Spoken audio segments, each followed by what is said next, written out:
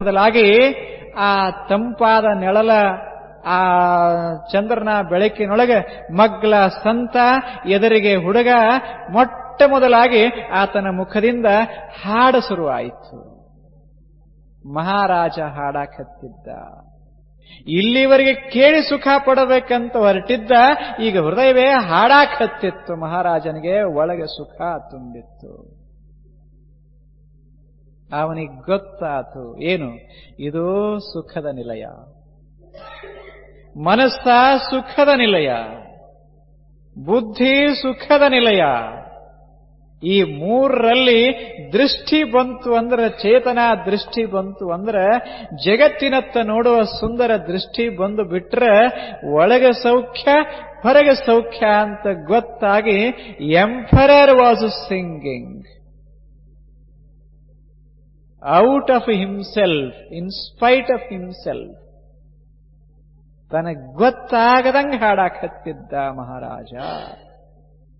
ಸಂತ ಅಂದ ಏನು ಮಹಾರಾಜರೇ, ತಾವು ಹಾಡಾಕತ್ತಿರಲ್ಲ. ಅವಾಗ ಮಹಾರಾಜ ಅಂದ, ನಾನೀಗ ಮಹಾರಾಜನಲ್ಲ, ನಾನೀಗ ಸುಖಾನುಭವಿ. ಹೋಯಿತದು. ಮಹಾರಾಜ ಮಹತ್ವದ್ದಲ್ಲ, ಸುಖಾನುಭವ ಮಹತ್ವದ್ದು ಮನುಷ್ಯಾಗ.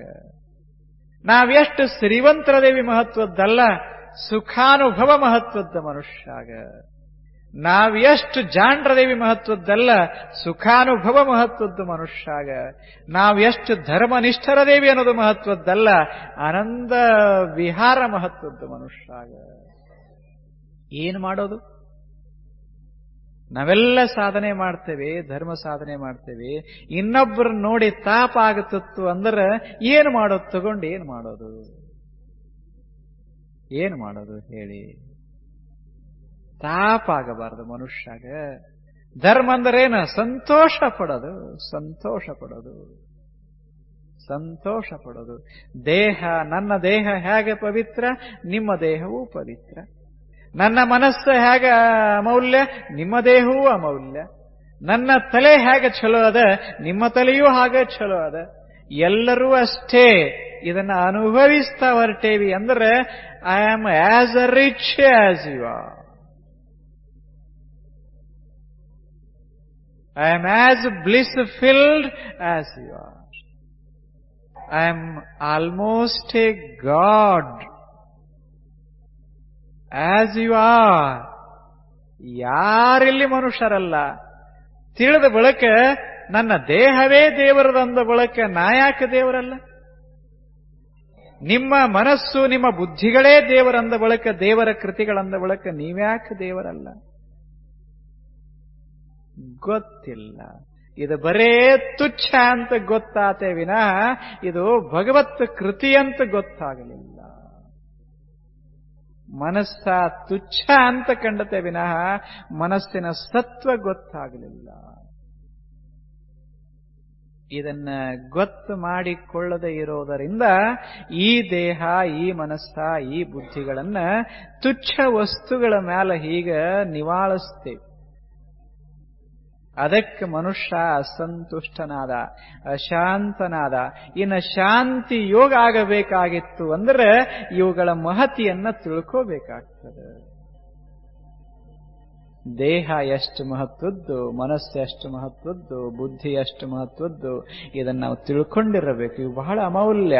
ಕಾಯವೇ ಕೈಲಾಸ. ಇಂದಿನ ಸೂತ್ರ ಇದು, ಕಾಯವೇ ಕೈಲಾಸ. ಕಾಯ ಅಂದ್ರೆ ಹೊರಗಿನ ಕಾಯ, ಒಳಗಿರುವ ಸೂಕ್ಷ್ಮ ಕಾಯ, ಅದರ ಹಿಂದಿರುವಂಥ ಜ್ಞಾನಕಾಯ. ಇವು ಮೂರು ಕೈಲಾಸ. ಇವು ಬಹಳ ಅಮೂಲ್ಯ. ಇದು ಪರಮಾತ್ಮನ ಸ್ಥಾನ, ಪರಮಾತ್ಮನ ಕಾಣಿಕೆ. ಎಷ್ಟು ಭಾವ ಬಂದು ಬಿಟ್ರೆ ನಮ್ಮ ಜೀವನ ತನ್ನಷ್ಟಕ್ಕೆ ತಾನೇ ಪರಿವರ್ತನೆ. ಆ ಬಳಿಕ ರಾಗ, ದ್ವೇಷ, ಮಾತ್ಸರ್ಯ ತನ್ನಷ್ಟಕ್ಕೆ ತಾನೇ ಬದಲಾಗಿ ಹೋಗ್ತದೆ. ಇದೊಂದು ಸೂತ್ರ ಇದೆ. ಕಾಯವೇ ಕೈಲಾಸ. ಸುಮ್ಮನೆ ಇಂದ ಮನ್ನಿದೊಂದಾಗ್ಯದಲ್ಲ, ಎದ್ದಕ್ಕಿದ್ದಂಗೆ ಇರುವುದಿಲ್ಲ. ನೆನಪಾಗ್ತದಿಲ್ಲ? ಎದ್ದಂಗೆ ಯಾವುದೂ ಇರುವುದಿಲ್ಲ, ಅದು ಮನ್ನಿದು. ಇಂದೊಂದು, ಇಂದ ನಾಳೆ ಬರುತ್ತಕ ಇದನ್ನು ಮಾಡೋದು. ಏನು? ಎಲ್ಲದಕ್ಕಿಂತ ಇದು ಶ್ರೇಷ್ಠ, ಎಲ್ಲದಕ್ಕಿಂತ ಮನಸ್ಸು ಶ್ರೇಷ್ಠ, ಎಲ್ಲದಕ್ಕಿಂತ ಬುದ್ಧಿ ಶ್ರೇಷ್ಠ. ಯಾಕೆ? ಇವು ಮೂರು ಭಗವಂತನ ಕಾಣಿಕೆಗಳು. ಆದ್ದರಿಂದ ನಾನು ಅನುಭವಿಸಬೇಕು, ಬಹಳ ಸಂತೋಷ ಪಡಬೇಕು. ಆ ಹುಡುಗನ ಕಥೆ ಗೊತ್ತಾತಲ್ಲ, ಹುಡುಗನಿಗೇನಿಲ್ಲ, ಆನಂದವೇ ಆನಂದ ಸುಂದರ. ಹಂಗೆ ನಮಗೆ ಇರಲಿ ಅಥವಾ ಇಲ್ಲದೆ ಇರಲಿ, ನಾ ಹೀಗೆ ಅನ್ನೋದಿಲ್ಲ. ಮತ್ತು ನೀವೆಲ್ಲ ಬಿಟ್ಟು ಬಿಡ್ರಿ ಅಂತಲ್ಲ, ಏನೂ ಬಿಡಬೇಡ, ಏನೇನು ಒಂದು ಕಾಸು ಯಾರಿಗೆ ಕೊಡಬೇಡ್ರಿ.